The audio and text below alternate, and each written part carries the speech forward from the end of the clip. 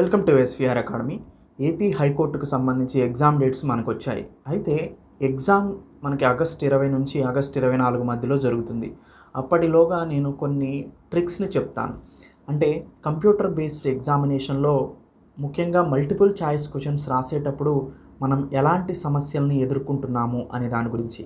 ఎందుకంటే ఇంతకుముందు మన ప్రీవియస్ స్టూడెంట్స్ ఎవరైతే ఉన్నారో రాసిన వాళ్ళు చెప్పినటువంటి వాళ్ళ అనుభవాలు ఆధారంగా వాటిని మీకు నేను ఎక్స్ప్లెయిన్ చేయడం జరుగుతుందన్నమాట.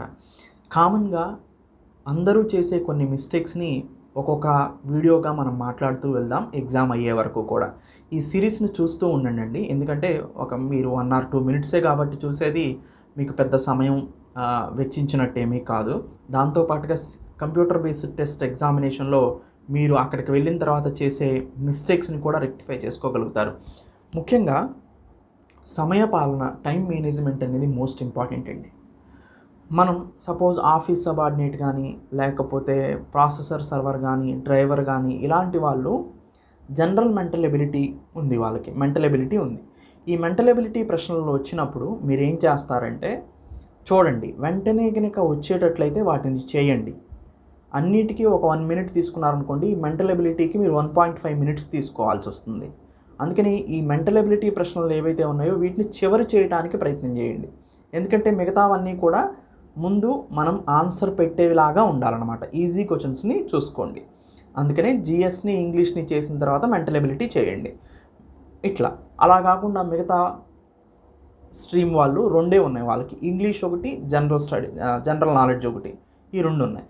ఈ రెండిట్లో కూడా చేసేటప్పుడు సరళంగా మీకు వస్తున్నటువంటి ప్రశ్నల్ని పెడుతూ వెళ్ళాలి. తర్వాత కష్టంగా ఉన్న వాటిని 2వసారి చేయాలి. ఇంకా కష్టంగా ఉన్న వాటిని 3వసారి టైం ఉంటే చూసుకోవాలి. ఇలా పేపర్ని మీరు చేసుకుంటూ వెళ్ళాలి తప్ప ఒక ప్రశ్న రాలేదని దాని మీదే ఎక్కువ టైం వేస్ట్ చేయకండి. మీకు వెంటనే మీకు తెలిసిన ప్రశ్నే స్ట్రైక్ కావట్లేదు అని ఏం చేస్తారంటే, స్ట్రైక్ కావటానికి ఆలోచిస్తూ కూర్చుంటారు ఒక్క ప్రశ్న గురించి. ఎందుకంటే దాన్ని వదిలేయలేక. ఎందుకు, మీకు ఆల్రెడీ వచ్చింది అది, కానీ ఆ సమయంలో గుర్తుకు రావట్లేదు. ఇలా చాలా ఉంటాయండి ప్రశ్నలు. మీకు వచ్చు ఆన్సరు, కానీ ఆ సమయంలో గుర్తుకు రాదు. అలాంటి వాటి కోసం టైంని వేస్ట్ చేయొద్దు. మీరేం చేస్తారంటే, అలాంటి ప్రశ్నలు తారసపడినప్పుడు వెంటనే 1 minuteలో పెట్టే ప్రశ్నలనే చేయండి. మిగతా రాని ప్రశ్నలు, మీకు వచ్చినా కానీ ఆ సమయంలో గుర్తుకు రాని ప్రశ్నలని మొత్తం ఎగ్జామ్ చివరిలోకి రాయడానికి ప్రయత్నం కొనసాగించండి.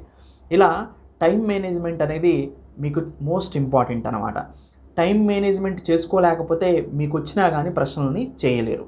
అందుకనే సమయ పాలన చేసుకోవాలి అంటే టెస్ట్ సిరీస్ని కూడా మీరు ఇంత టైంలో రాసి చూసుకుంటూ ఉండండి.